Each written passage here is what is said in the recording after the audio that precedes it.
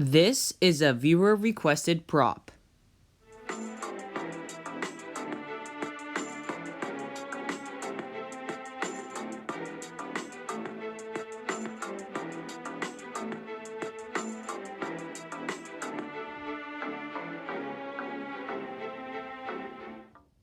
Hello, and welcome to my channel. My name's Ryan, or RJR Productions, and today I'll be showing you how to make a Commander Trauma ARF Trooper helmet. The first thing I did for this project of the ARF Trooper helmet is I rolled up a 26-inch strip of cardboard. It was about 26 by 5 inches. I just rolled that up. Then after I had that rolled up, I wanted to do the little detail that outlines where the goggles go. So I just did that by tracing out the correct shape on a piece of scratch paper. Then I just traced it out on some cardboard, refined the shape a little bit, and then after I was happy with my shape, I cut it out with an X-Acto blade, and then I cut out the outside, and then after I had that done, I glued it onto the helmet. I also marked where the nose piece would go, just so that would be more accurate as well. After I had that done, I started working on cutting out the visor on the inside portion of the helmet. Then after that was done, I worked on the snout, so that was 2 pieces of cardboard angled in, and then another piece of cardboard that I just freehanded to go over the top, and that would bend in multiple directions. So I just winged that, but I think it worked pretty well. After I had that done, I worked on the visor, so I just cut out some triangular pieces and I glued those onto the sides. After I had those glued on, I just refined the shape a little bit, and I noticed that they needed to be just a little bit thicker, so I traced out another shape, but instead on this one, I cut out an angle of it, so it would kind of have this geometric angular shape that it has in the shell. And after I was happy with that, I just cut it out and glued it on.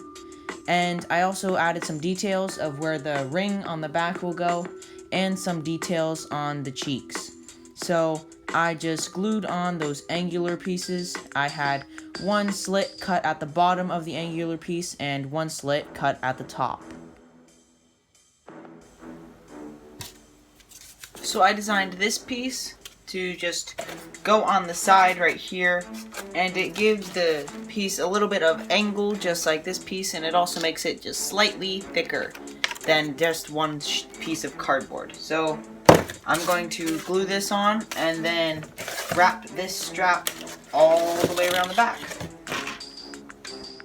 Then I just went ahead and glued on that other angular piece on the other side, and then once I was happy with the placement of that, I worked on the strap that goes around the back.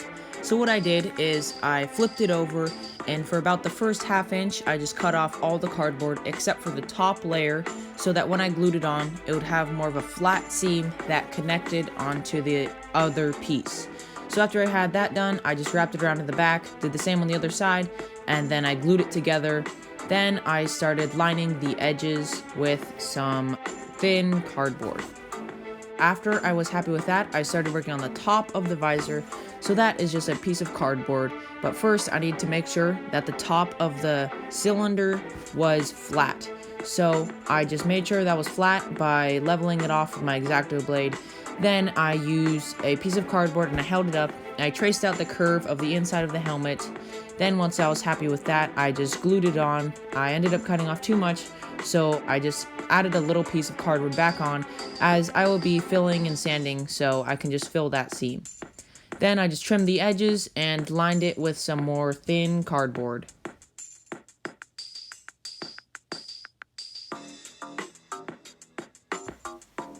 Now that I have the whole outside finished, the only thing left to do is wrap a strip around the back. Then there's another strip that goes here, and then finally the dome on the top. The strip that goes in between the top strip and the bottom strip has this little detail that is sandwiched in between it and the top strip, so I just added that on. Then I cut a triangle out of the edge of it, and then I wrapped that around to the back, and I did the same on the other side, and I added a layer of cardboard as filler in between it, just so it would have the right height off of the helmet. At this point, this is what my helmet was looking like. As you can see, there's a little gap piece that just fills in between those two pieces. Then I started cleaning up some of the ugly cardboard seams, so for that I just cut up some thin cardboard and I glued it over that top seam and then also around the snout, just by holding it up, tracing it out, and then cutting it off so it would just cover up the edge, but not anything else. That was very straightforward, and I mainly focused on that for the front, but I also did it all the way around the inside of the visor, just so you won't see most of the cardboard there. Then I started working on filling in that seam around the top, so for that I just held up a piece of cardboard and I traced out the curve of the cylinder so that when I cut out the shape that I traced, it would fit perfectly. Then I started working on the dome, and the dome on this helmet is pretty interesting. It's not like any traditional dome. How the top is at a peak, so it's semi-pointed at the top, and so that means I'll have to leave a ridge down the middle, so I'll have to do 2 middle pieces instead of just 1. That makes the whole front side just 4 pieces instead of 6. So I just glued that on, and then the back of the helmet is pretty unusual as well. There's a triangular shape of cardboard, and I just cut out the corrugation of that so you could see it and glued that on. And it comes to a point at the back as well, so I just made sure to keep that in mind and not to make it flat. So I just glued on some pieces that connected the middle to the back, and then I worked my way down and I used a total of 6 pieces on the back. It was pretty straightforward. I just filled it in, curved it, and then I would hold it up and trace it and then just repeat for both sides. The reason why I did these back pieces sideways instead of vertical is it just helps fill in the back a lot better than using vertical pieces, because you'd probably use a lot more vertical pieces than horizontal pieces if you were to do the back that way. I just glued on the last few downward pieces, then I only had 2 pieces left to do, so I would just hold up the piece of cardboard to the outside and then trace it from the inside of the helmet and cut just slightly outside of the line to give me a good estimate of what the shape is going to be. I am pretty lenient on the shape. It doesn't need to be exact because I can always just fill in the gaps with some flexible spackle. So that saves me a lot of trouble when making these helmets.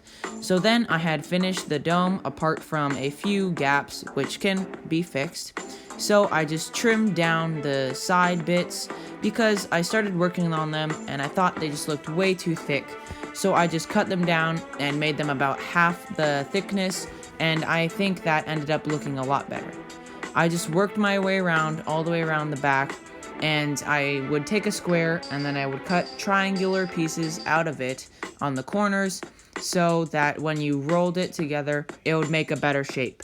I just took strips of cardboard that were between 2 to 3 inches long, maybe a little bit shorter, and I just glued them around. And the reason why I did 2 to 3 inches is just if you did any longer, then it would look way too straight, and you want it to be more curved around the back. On the front, I also took a piece of thin cardboard and covered up the corrugation, and later I also took a piece of cardboard and I ripped off the front sheet so it would be this corrugated piece of cardboard, so I could paint that black and put it in the gap and it would look like some sort of air vent. Once I got to the back, I used smaller pieces, then I started spackling. So spackling on this helmet was pretty different than my other ones, because on my other ones, I would cover the entire dome with spackle, but on this one, I decided to only cover the seams and see if it would work, and this actually worked really well, so I highly recommend this. It works just as well, and it takes a lot less time, and I just went around, spackled over the dome, a little bit on the sides and back, and then all around that bottom strip. Just made sure to take my time, and I smoothed it out with some hot water. And if you don't use water, you're just giving yourself more sanding to do. And using water also fills in some of the gaps. So now I have applied the spackle all over the various gaps over the helmet. So now after this, I just need to sand it and then hit it with a little bit of filler primer right here, just to get in all of those gaps. Then after that, I'm going to hit it with some white spray paint, and that'll give it a nice base layer for all the paint that we're going to put over it after that. Then I just waited for the appropriate amount of time for the spackle to dry, which for me was over 5 hours. And then after it was dry, I started sanding it down, and I used a mix of 150 grit and 200 grit sandpaper, and I just went over all the seams and making sure that it was flush with the cardboard right next to it. Sand it down super thin to where it would be just as flat but also fill in the gaps. And if you don't pay much attention to this step, then your finished product will have a lot of lumps in it and it won't look as perfect. And if you're making this, I highly do not recommend wet sanding because it's made of cardboard and that'll just destroy your whole finished product. Then after I had finished sanding, I just blew off all of the dust with a leaf blower or an air compressor, either one works, and then I filled in all of the gaps with some filler primer, and this worked great. So now I have applied a coat of filler primer to this helmet and all of the nooks and crannies, and I'm just going to wait for this to dry for about 30 to 40 minutes. Then I'm going to hit it again with another coat just to get it all nice and filled in. Then, after I'm done with that, it is time to paint it white. And then after that, masking and painting it green. Depending on what kind of ARF Trooper helmet you'd like to make, this is where you'd change the step. I wanted to make the base white, so that's what I did, but you could also make it camo, so you could paint it gray as a base, or you could paint it brown as a base. So now that it's all inside from painting, I am going to mask off the helmet with just some masking tape. And I'm going to do the design of Commander Trauma. You could do whatever design you want. You could even leave it plain, but that's what I'm going to do. So I'll do that. One helpful tip after you finish masking, just make sure to push down on all of the loose edges. Now that all of this is nice and painted, I just need to do a few touch-ups where the paint peeled up a little bit of cardboard. And then I can use this piece of black cardboard from my previous project just to do the details on here and the stripes that go all the way to the back. Then I'm going to paint some panels the same green color and red. So the red is going to go around here, and then the green panels go here, here, and same on the other side, and here, and another one here. So I'll do that. Now that I have those black details going from there all the way down to there, and also on the back there and there, I need to make a triangular piece that goes here, and that's going to have red in the middle and green on both sides. Then I have these pieces, which will go down there in the front. Those will be green, and then it's just a triangular piece here, and that'll be green. Then this piece here will go there, and that will be green. And then two panels on each side here and here, that will be green. And then a strip of red that goes from there and there. So now I'll just cut out all of those pieces. I also need to make the detail that goes inside of the snout of this mask. These are all the panels that I'm going to paint. So this one's going to be white, and these are going to be green, and then this is black. Now that I am back inside from painting all these pieces, I'm just going to dry brush a little bit of silver paint onto this piece, and then I'm going to glue all of these pieces on their various spots on the helmet.